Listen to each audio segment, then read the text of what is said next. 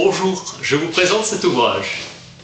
Leibniz, système nouveau de la nature et de la communication des substances. Une nouvelle philosophie est possible, ni cartésienne ni aristotélicienne. Cette philosophie s'oppose à l'occasionalisme dominant, système de l'harmonie préétablie. Union de l'âme et du corps dans l'harmonie universelle des substances. Leibniz souhaite provoquer la réaction de Malebranche. L'union de l'âme à son corps est une entre-expression privilégiée. L'idée du corps ou de la matière est autre que celle de l'étendue. L'effet ne s'entend jamais bien que par sa cause. La force explique la nature, l'essence des corps. Penser que le péché est nécessaire et inévitable. Nous ne sommes pas libres, seul Dieu l'est. Le néant est infini et éternel.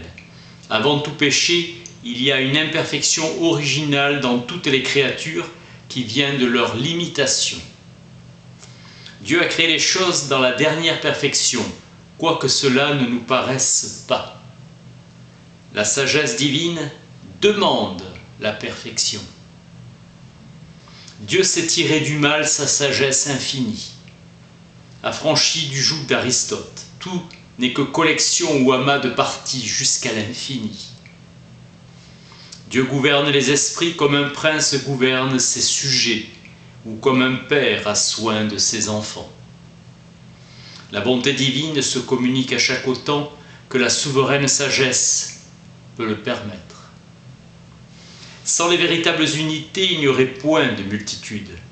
Il n'y a point d'influence réelle d'une substance créée sur l'autre, et toutes les choses sont continuellement produites par la vertu de Dieu.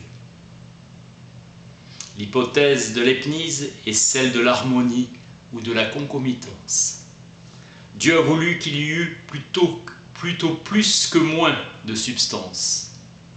Sa grande question est celle de l'union de l'âme et du corps, la voie de l'harmonie préétablie par un artifice divin prévenant. Il y a une influence mutuelle, un accord, une sympathie, comme si Dieu y mettait toujours la main au-delà de son concours général. La recherche des causes finales dans la physique est justement la pratique que l'on doit faire pour leur utilité. La justice dans le fond n'est autre chose que la charité conforme à la sagesse. La charité est une bienveillance universelle. La bienveillance est une disposition à aimer. Et l'amour est cet acte ou état actif de l'âme qui nous fait trouver notre plaisir dans la félicité ou satisfaction d'autrui. Tout ce qui fait du plaisir immédiatement par lui-même est aussi désiré pour lui-même.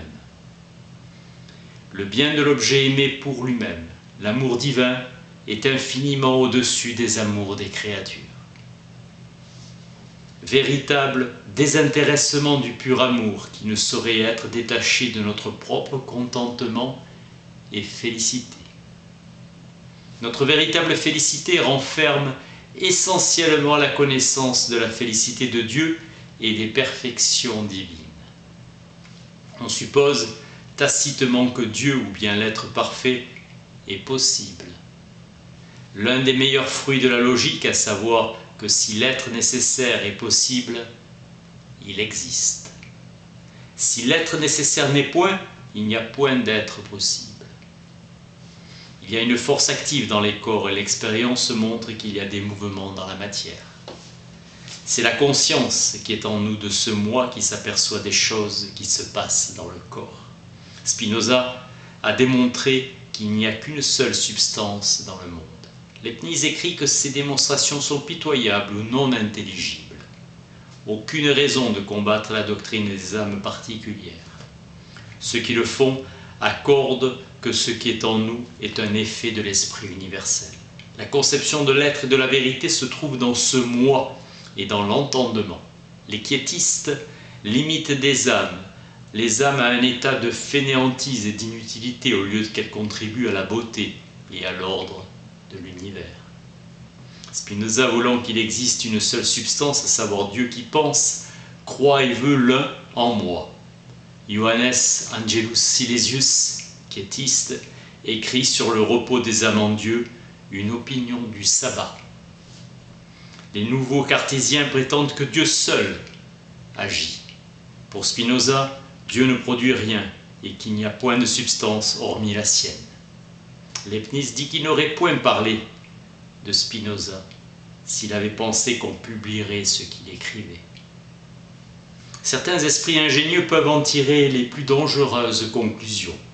Le meilleur usage de la véritable philosophie est de nourrir la piété et de nous élever à Dieu.